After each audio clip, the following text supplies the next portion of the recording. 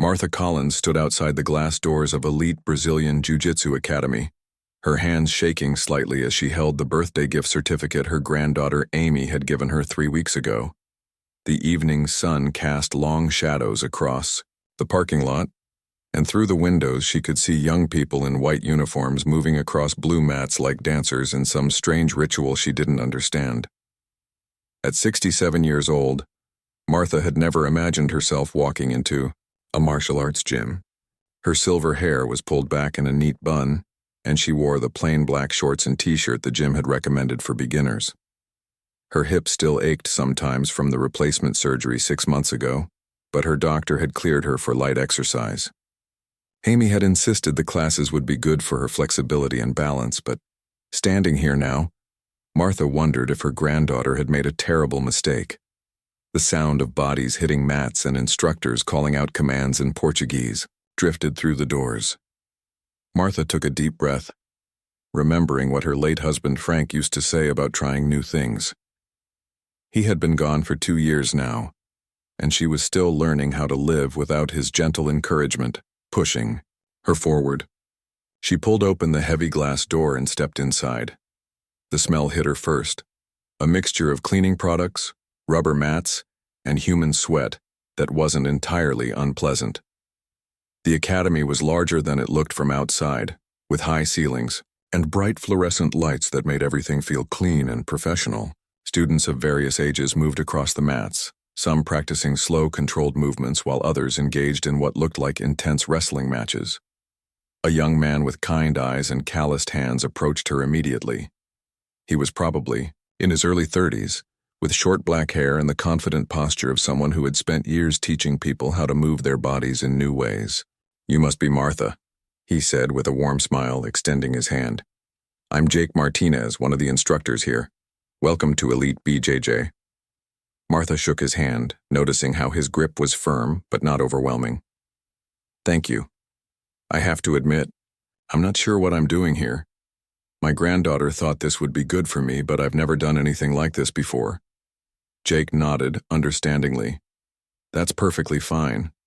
Everyone starts somewhere, and we have students of all ages and backgrounds. Let me show you around and introduce you to some of the other beginners." As they walked across the edge of the main mat area, Martha became acutely aware of the stares she was receiving. A group of younger students had paused their practice to watch her, and she could see them whispering to each other behind their hands. Her cheeks grew warm with embarrassment, but she forced herself to keep walking beside Jake. Near the far corner of the mat, 2 men who appeared to be in their late 20s were practicing some kind of ground fighting technique. One was a stocky man with thick arms and a blue belt tied around his waist. The other was slightly taller with sandy brown hair and a white belt that looked much cleaner than most of the others in the room. "Tony, Kevin," Jake called out, getting their attention. "I'd like you to meet Martha. She's starting classes with us tonight." The stocky man, Tony Rodriguez, looked up from his practice with barely concealed amusement. His eyes traveled from Martha's gray hair down to her sneakers and back up again, and she could see him fighting back a grin. "Seriously?" Tony said loudly, enough for several other students to hear. "Are we running a daycare center now, or are we doing martial arts?" Kevin Walsh, his training partner, let out a short laugh that he tried to cover with a cough. "Maybe we should set up a special senior citizens class," he said in a voice that was meant to sound helpful, but came across as mocking. Jake's expression hardened, and Martha could see him preparing to defend her, but she placed a gentle hand on his arm. "It's all right," she said quietly. "I understand this might seem unusual," but as the words left her mouth, she felt a familiar fire starting to burn in her chest. It was the same feeling she had experienced decades ago when people told her she was too old to go back to college, too quiet to become a librarian, too set in her ways to learn new things. Frank had always said that Martha looked like a sweet grandmother on the outside, but she had the heart of a warrior when people underestimated her. Tony apparently wasn't finished making his point. As more students gathered around to watch the spectacle, he raised his voice even further. "Look, lady, no offense, but this isn't exactly bingo night at the community center. People get hurt doing this stuff. Maybe you should try yoga. or water aerobics, or something more appropriate for someone your age. The circle of students around them had grown larger, and Martha could see a mixture of expressions on their faces. Some looked uncomfortable with Tony's rudeness, while others seemed to be enjoying the entertainment. A woman in her 30s with a purple belt around her waist rolled her eyes dramatically. "This is exactly what I was talking about," the woman said to the student next to her, not bothering to lower her voice. "The gym is going to get sued when someone's grandmother breaks a hip." Martha felt her face burning with humiliation, but she also felt something else rising inside her, a determination that had been sleeping for many years. She looked around at all the young faces staring at her with varying degrees of pity, amusement, and annoyance. Jake stepped forward, his voice carrying the authority of someone who clearly commanded respect in this space. "That's enough, everyone. Martha is here as my student, just like all of you were beginners once. Anyone who has a problem with that can find somewhere else to train." The group began to disperse, but Martha could still hear whispered comments and suppressed laughter as students returned to their practice. Tony and Kevin moved to another part of the mat, but she could see them glancing in her direction and sharing comments that made them both grin. "I'm sorry about that," Jake said once they were relatively alone. "Most of our students are more welcoming than what you just experienced." Martha straightened her shoulders and looked directly at him. "Don't apologize for them. I've dealt with worse in my life. Now, are you going to teach me some jiu-jitsu, or are we going to stand here talking all night?" Jake's eyebrows rose slightly at the steel in her voice, and then he smiled, a real smile this time, not the carefully polite one he had been wearing since she arrived. "Yes, ma'am, let's get started." 3 weeks had passed since Martha's first day at elite Brazilian Jiu-Jitsu Academy, and the initial shock of her presence had settled into a routine of daily humiliation that made her stomach clench every time she walked through the glass doors. She had learned the basic positions that Jake taught in the beginner classes: how to lie on her back in guard position, how to stay safe when someone was on top of her, and how to breathe properly when the weight of another person pressed down on her chest. But learning the techniques was only half the battle. The other half was dealing with the constant whispers, eye rolls, and deliberate avoidance that had become as much a part of her training as learning how to escape from underneath an opponent. Martha arrived early for Tuesday evening class, hoping to get some extra stretching time before the other students showed up.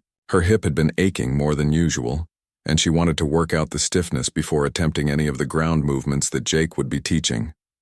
She spread her small towel on the blue mats and began the gentle warm-up routine her physical therapist had shown her after her surgery. The first students began trickling in around 6:15, and Martha could feel their eyes on her as she slowly moved through her stretches. Tony Rodriguez was among the first to arrive, his gym bag slung over his shoulder and his blue belt tied neatly around his waist. He had become the unofficial leader of the group that seemed to take particular pleasure in making Martha feel unwelcome. "Still, here, I see," Tony said loudly enough for everyone to hear as he dropped his bag near the edge of the mat. "I thought maybe you would have figured out by now that this isn't really your thing." Kevin Walsh laughed as he began changing into his uniform. "Maybe she's tougher than she looks.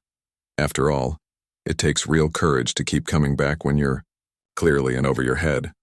Martha continued her stretching routine, trying to ignore the comments, but she could feel her face getting warm. She had dealt with difficult people throughout her career as a librarian, but there was something particularly cruel about the way these young men seemed to enjoy making her uncomfortable in a place where she was supposed to be learning and growing.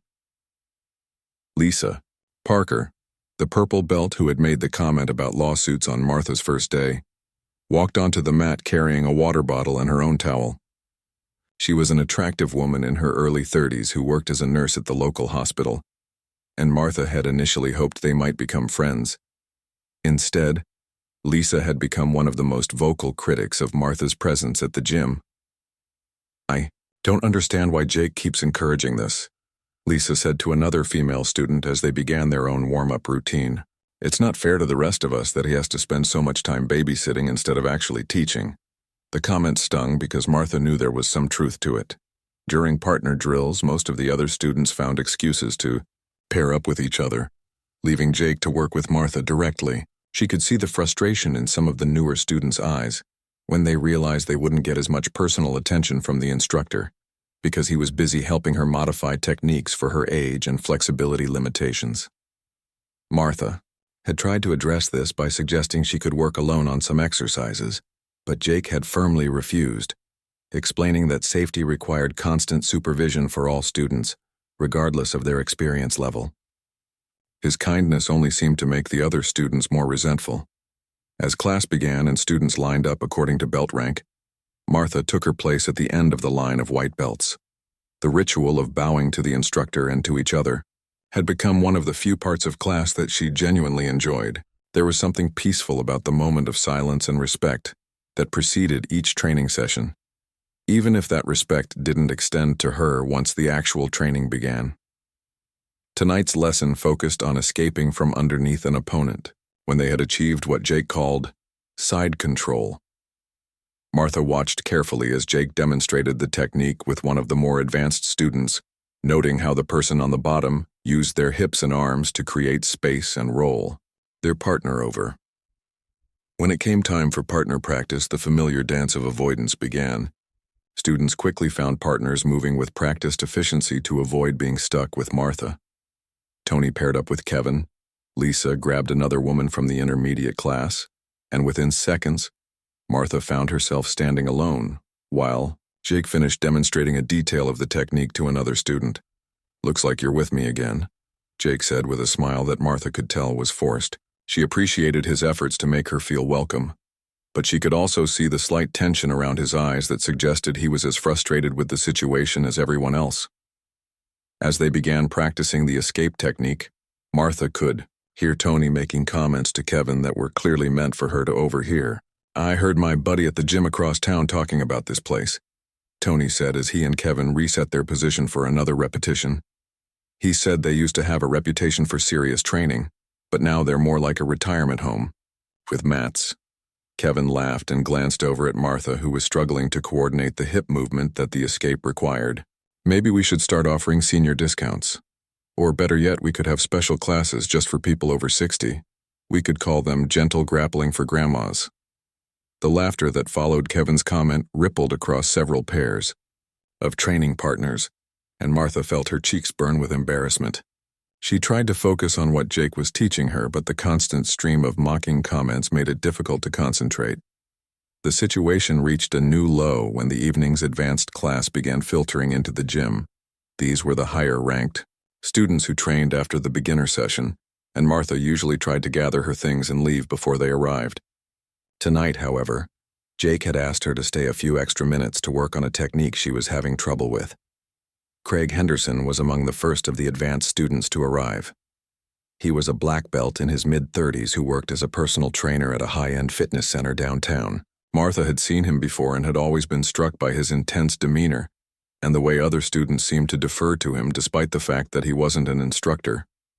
Craig dropped his gear bag on the side of the mat and began changing into his uniform, but his eyes kept drifting to where Martha was still working with Jake on her escape technique.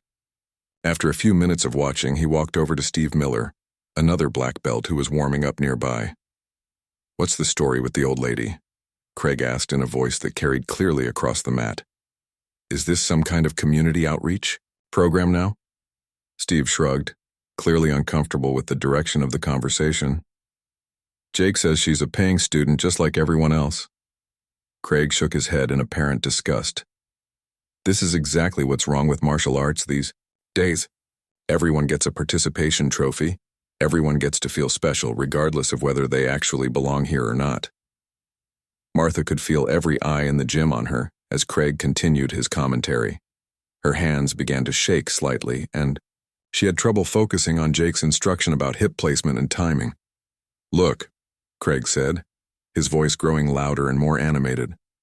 "I'm all for people staying active as they get older, but there's a difference between appropriate exercise and pretending that everyone can do everything.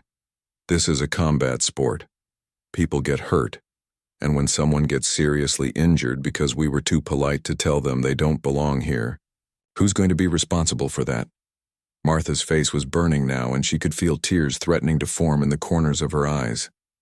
The rational part of her mind told her that Craig was voicing legitimate concerns about safety and appropriateness. But the emotional part of her felt like a small child being told she wasn't good enough to play with the other kids. Jake had clearly heard enough. He stood up from where he had been kneeling beside Martha and walked over to where Craig was holding court with several other advanced students. "Craig, can I talk to you for a minute?" Jake's voice was calm but carried an unmistakable edge of authority. As the two men moved to a corner of the gym for what appeared to be an intense conversation, Martha gathered her towel and water bottle with shaking hands. She could hear whispered conversations starting up around the mat as other students discussed what they had just witnessed. Martha walked toward the exit, her head held high despite the humiliation burning in her chest. As she reached the door, she heard Tony's voice one more time speaking to Kevin but clearly intended for her ears. "Finally. Maybe now we can get back to some real training." Martha pushed through the glass doors and walked to her car, her hand still trembling as she fumbled with her keys. As she sat in the driver's seat, she thought about her late husband Frank and what he would have said about this situation. He always told her that the measure of a person wasn't whether they got knocked down but whether they got back up.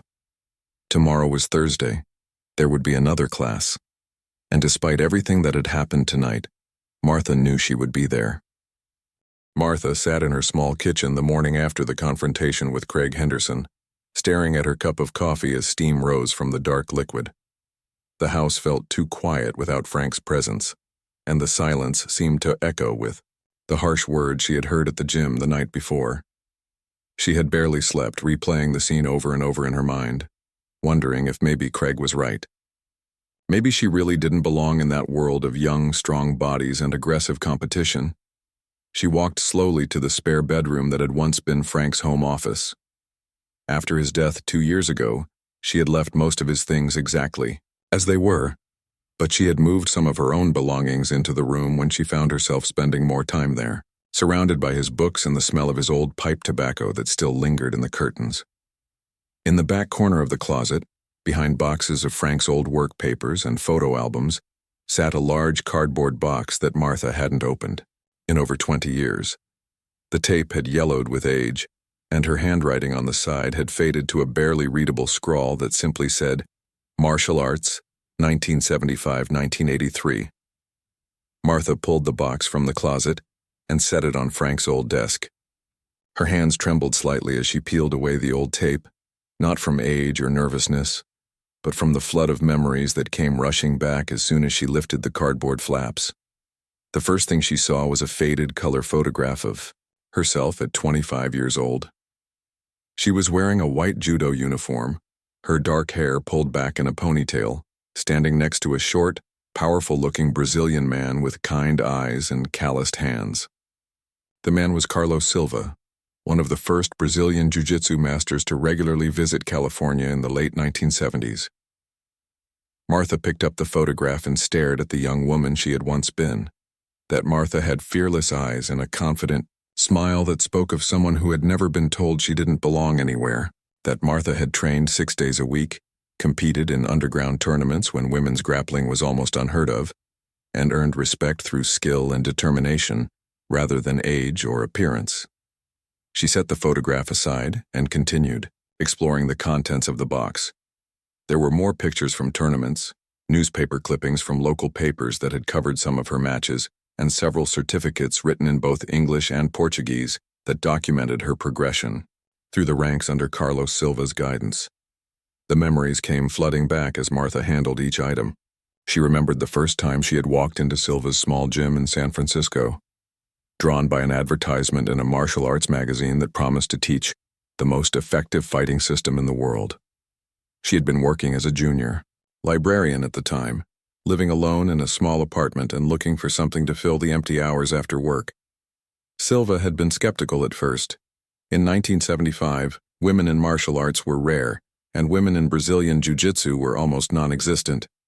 But Martha had been persistent, showing up every day for weeks until he finally agreed to let her train with the small group of men who formed his core students. The early days had been brutal. Martha was the only woman in a room full of men who didn't know how to adjust their training for someone smaller and weaker. She went home covered in bruises every night, her body aching in ways she had never experienced before. But something about the complexity of the art, the way technique could overcome strength, and the mental chess game of ground fighting had captivated her completely. Within 2 years, she was competing regularly and winning more often than she lost.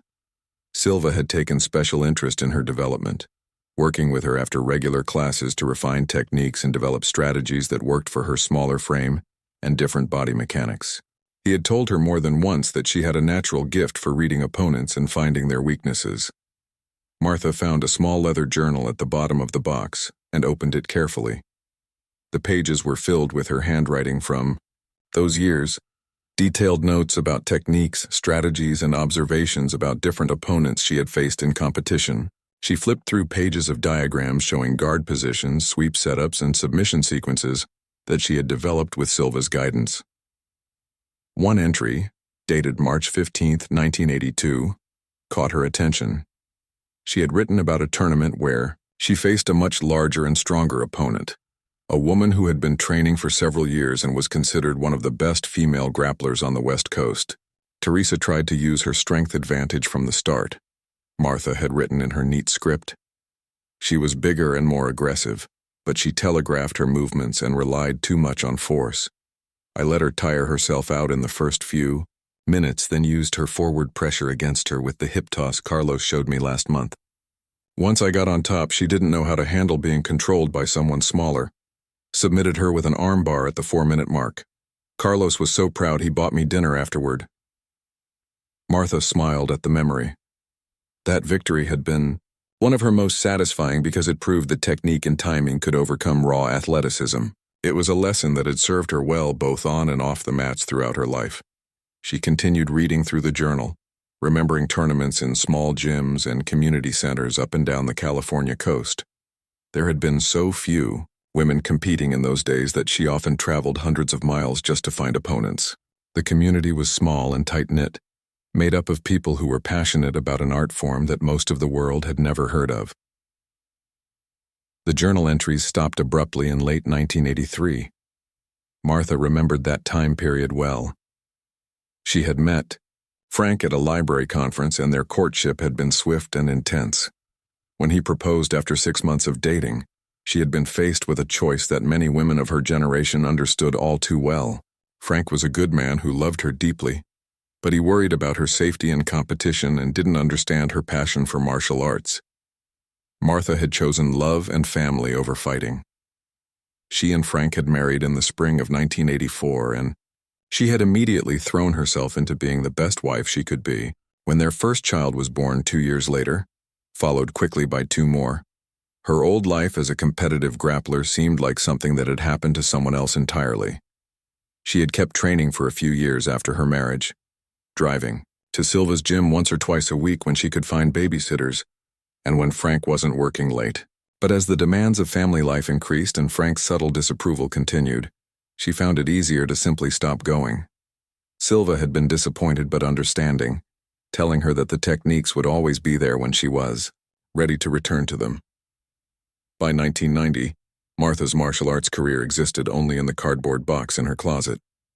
She had become Martha Collins, librarian and mother rather than Martha Freeman, the woman who could submit opponents twice her size with techniques that looked like magic to untrained eyes. Now, sitting in Frank's old office with her memories spread across his desk, Martha realized that she had been living as only half of herself for the past 40 years. The woman who had walked into elite Brazilian Jiu-Jitsu academy 3 weeks ago had been the librarian and grandmother, but the woman who had been enduring mockery and disrespect from Tony Rodriguez and Craig Henderson was someone who had once been feared and respected by opponents who learned too late not to underestimate her. Martha picked up another photograph from the box, this one showing her executing a perfect throw on an opponent during a tournament. Her technique was flawless, her balance perfect, her timing impeccable. She looked at the confidence in that young woman's face and felt something stirring inside her that had been sleeping for decades. Frank was gone now, and her children were grown with families of their own. For the first time in 40 years, Martha was free to be whoever she wanted to be. The question was whether the fighter she had once been was still there underneath the gray hair and careful manners of the woman she had become. She carefully placed the photographs and certificates back in the box, but she kept the leather journal out on the desk. Tonight was Friday, and Friday nights at Elite BJJ were open mat sessions where students could practice freely without formal instruction. Martha had never attended a Friday night session before, but as she sat in Frank's chair holding her old training journal, she began to think that maybe it was time to remind herself exactly who Martha Freeman had been before she became Martha Collins. And maybe, just maybe, it was time to remind Craig Henderson and Tony Rodriguez that appearances could be very deceiving. Friday evening arrived with an unseasonably warm breeze that made Martha's hands sweat as she gripped the steering wheel of her small Honda. She had spent the entire day thinking about the contents of that cardboard box, about the woman she used to be, and about the choice she was about to make. The leather journal from her training days sat on the passenger seat beside her, a reminder of skills she had buried for 40 years. Elite Brazilian Jiu-Jitsu Academy looked different on Friday nights. The formal class structure was gone, replaced by a more relaxed atmosphere where students could work on whatever techniques they wanted to practice. Through the large windows, Martha could see people of various skill levels rolling around on the mats, some working slowly through new moves while others engaged in more intense sparring sessions.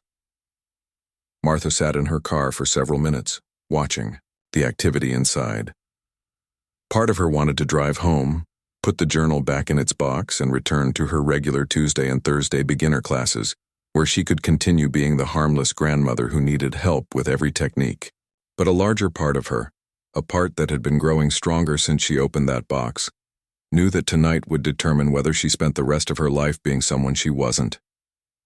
She gathered her gym bag and walked through the glass doors with more confidence than she had felt in weeks.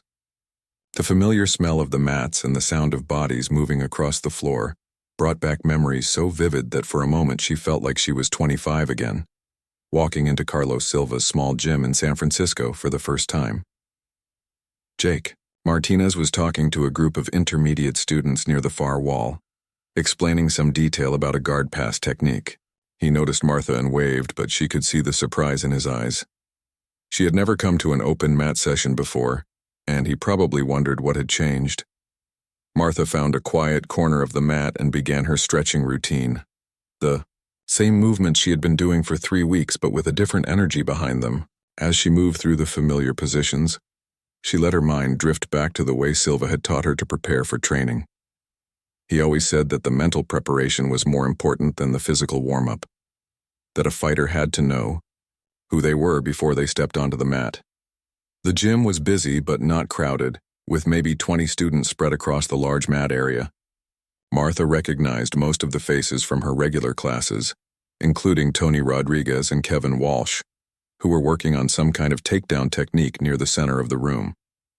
They had noticed her arrival and were clearly discussing her presence, based on the way they kept glancing in her direction and talking quietly to each other. Lisa Parker was there too, working with another purple belt on what looked like a complex series of guard positions. Martha had hoped that maybe the atmosphere would be different on Friday nights, more relaxed and accepting, but she could already feel the familiar weight of disapproval and amusement from the other students. About 20 minutes after Martha arrived, Craig Henderson walked through the front door. He moved with the confident stride of someone who owned whatever space he entered, his black belt tied perfectly around his waist and his gym bag slung casually over his shoulder. Craig was the kind of person who seemed to draw attention without trying, and Martha could see other students straightening up slightly and adjusting their own training as he began changing into his uniform. Craig had clearly had a difficult day. Martha could see the tension in his shoulders and the tight expression around his eyes that suggested he was looking for a way to work off some frustration. He dropped his bag near the edge of the mat with more force than necessary and began his warm-up routine with sharp, aggressive movements that made other students give him extra space. Martha tried to focus on her own preparation, but she could feel Craig's presence like a storm cloud moving across the gym. She had dealt with men like him throughout her competitive career, fighters who used aggression and intimidation as much as technique, who seemed to take personal offense at anyone they perceived as weak or unworthy of their respect. After warming, Up for several minutes, Craig began looking around the gym for a training partner. His eyes passed over several of the newer students and settled on a few of the more experienced blue and purple belts who could provide him with a challenging workout. But then his gaze landed on Martha, still stretching in her corner, and something in his expression changed. Martha saw him coming before he reached her, and she felt her heart rate increase in a way that had nothing to do with her warm-up exercises. Craig approached with a smile that didn't reach his eyes, the kind of expression that people wore when they were about to do something they would later claim was meant to be helpful. "Martha, right?" Craig said, as he stopped a few feet away from where she was sitting.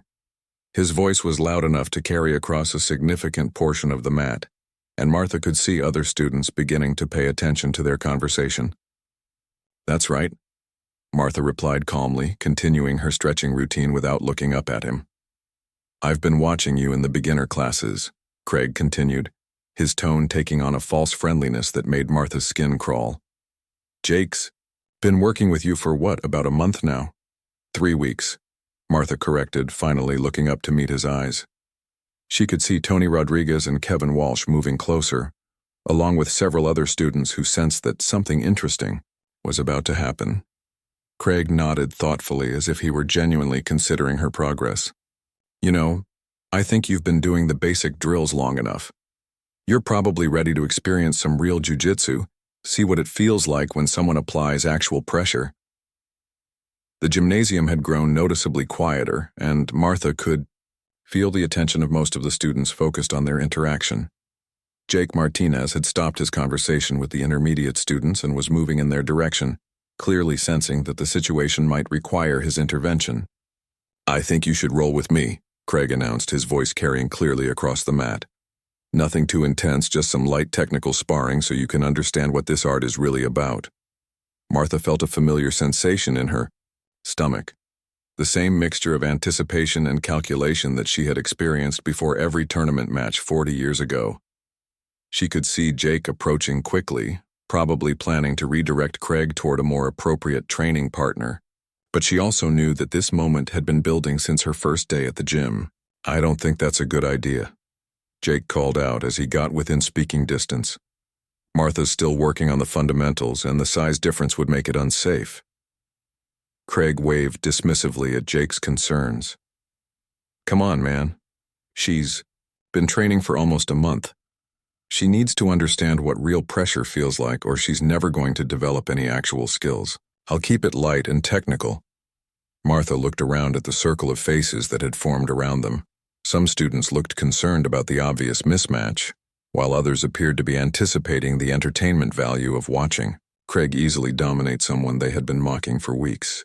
Tony Rodriguez had a particularly eager expression, as if Christmas morning had arrived early. "Besides," Craig added with a grin that was clearly meant to look encouraging but came across as predatory, "if she's going to keep training here, she needs to learn how to handle herself against bigger, stronger opponents. This is a combat sport, not a dance class." Martha stood up slowly, her stretching routine complete. She looked directly at Craig, studying his posture, his breathing, the way he held his hands and shifted his weight. After 40 years away from competition, her ability to read opponents was coming back like a language she had learned as a child. "You want to keep it light and technical?" Martha asked, her voice steady and calm. "Absolutely," Craig replied, his smile widening. "Just enough pressure for you to understand what real jiu-jitsu feels like." Martha glanced over at Jake, who was clearly uncomfortable with the entire situation, but seemed unsure how to stop it, without causing an even bigger scene. She could see the concern in his eyes, and part of her appreciated his protective instincts. But another part of her, the part that had been sleeping for 4 decades, was finally wide awake and ready to remind everyone in the room that appearances could be deceiving. "All right," Martha said quietly, moving toward the center of the mat. "Let's roll." The circle of students expanded to give them room, and Martha could hear excited whispers as people called others over to watch what was about to happen.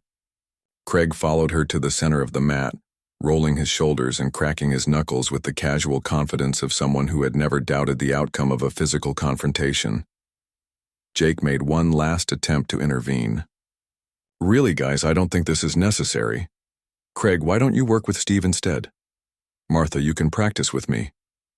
But Martha was already moving into position, her body remembering movements and preparations that she hadn't used in 40 years, but which felt as natural as breathing. She looked across at Craig, who was settling into his own fighting stance with the easy confidence of someone who had never been surprised by an opponent. Ready when you are. The circle of students around Martha and Craig had grown to include nearly everyone in the gym. Word had spread quickly that the old lady was about to roll with one of the gym's most aggressive black belts, and even people who had been practicing in other areas had stopped what they were doing to watch what most expected to be a brief and one-sided demonstration. Martha knelt on the mat across from Craig, her hands resting calmly on her knees as she studied her opponent one final time. Craig was stretching his neck and rotating his shoulders, going through the physical preparations that most fighters use to intimidate their opponents before a match.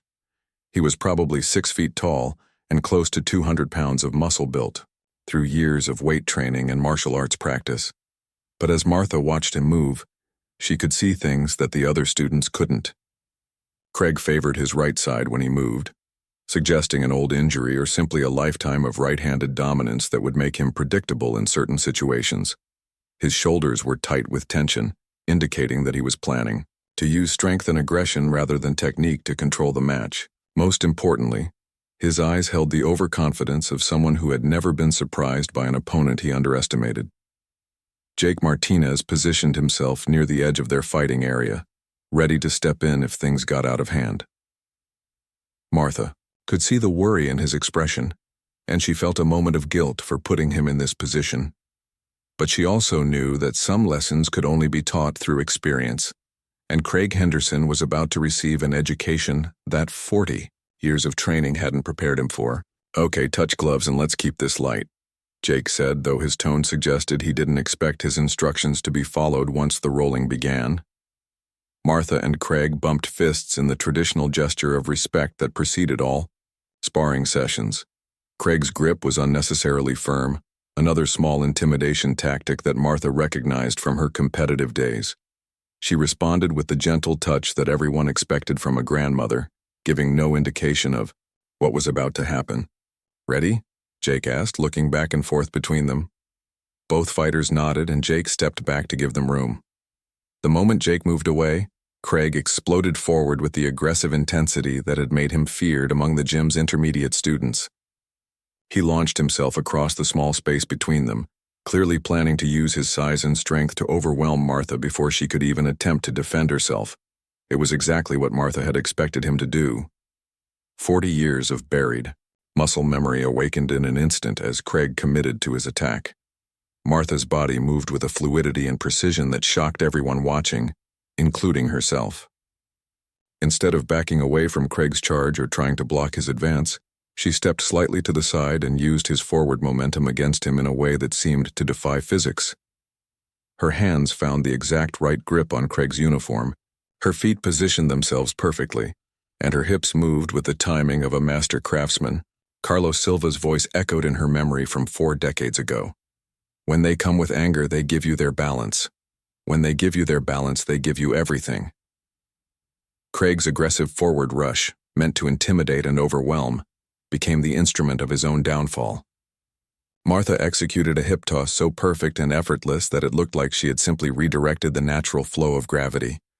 Craig's body sailed through the air and crashed onto the mat with a sound that made several students wince. But Martha wasn't finished. Before Craig could even process what had happened to him, she was moving again with the smooth efficiency of someone who had practiced these transitions thousands of times. She flowed around Craig's sprawled form like water moving around a rock, her body settling into position for an armbar with such natural ease that it looked like she had been doing it every day for the past 40 years. Craig, still stunned from the throw, tried to resist as he felt Martha's legs positioning themselves around his extended arm. He had been submitted by armbars hundreds of times during his training, and he knew what was coming. But every defense he attempted seemed to only help Martha improve her position. It was as if she could read his movements before he made them, anticipating every reaction and using his own strength against him. The technical precision of Martha's armbar was a thing of beauty. Her legs controlled Craig's torso, Her hips applied pressure to his elbow joint, and her hands gripped his wrist with the exact right amount of force to prevent escape without causing injury. It was a submission that would have impressed Carlos, Silva himself, executed with the kind of mechanical perfection that only came from years of high-level training. Craig realized he was in serious trouble. The gentle pressure Martha was applying to his elbow was increasing steadily, and every attempt he made to escape only seemed to tighten her control. Panic began to set in as he understood that this harmless-looking grandmother was about to break his arm if he didn't submit immediately. "Tap! Tap!" Craig shouted, slapping his free hand frantically against Martha's leg. Martha released the submission instantly, rolling away from Craig and standing up with the same calm grace she had shown throughout the entire 10-second encounter. The gymnasium had fallen into complete silence except for the sound of Craig gasping for breath as he sat up on the mat, cradling his arm and staring at Martha with a mixture of shock, confusion, and something that might have been fear. The silence stretched for what felt like minutes but was probably only seconds. 20 students stood around the mat with their mouths open, trying to process what they had just witnessed. Tony Rodriguez looked like someone had just told him that gravity worked sideways. Kevin Walsh was blinking rapidly, as if he thought he might be having some kind of hallucination. Lisa Parker's expression had shifted from amused anticipation to something approaching awe. Martha stood calmly in the center of the mat, not even breathing hard, and looked around at the circle of stunned faces. When she spoke, her voice was steady and clear, carrying the quiet authority of someone who had just proven a point that needed no further explanation. "My name is Martha Freeman," she said, using her maiden name for the first time in over 40 years. "I trained under Master Carlos Silva from 1975 to 1983. I competed in women's grappling tournaments when most people didn't know women could do martial arts. I've been submitted, and I've submitted others. I stopped training when I got married because my husband worried about my safety, and I've spent the last 40 years being the person I thought I was supposed to be, instead of the person I actually am." She paused and looked directly at Craig, who was still sitting on the mat looking dazed. "I came back to this gym because I wanted to see how the art had evolved, and I wanted to earn my place here through honest training rather than reputation. But I'm tired of being disrespected by people who think they know what I'm capable of based on how I look." Martha turned to address the entire group of students who were still staring at her in amazement. "I don't expect special treatment because of my age, and I don't expect special treatment because of my background. But I do expect the same respect that every student in this gym deserves, regardless of their age, gender, or experience level." Jake Martinez was the first to break the silence, and when he spoke, his voice carried a mixture of respect and embarrassment. "Martha, I had no idea. Why didn't you tell me about your background when you started training here?" Martha smiled, and for the first time since she had begun training at Elite BJJ, it was the confident smile of someone who belonged exactly where she was. "Because I wanted to see if the martial arts community had grown up in the last 40 years. I wanted to know if this place would welcome a beginner based on their character and dedication, or if it would judge them based on appearances and assumptions." She looked around the circle of students, making eye contact with Tony, Kevin, Lisa, and several others who had made her feel unwelcome over the past 3 weeks. "I think I have my answer."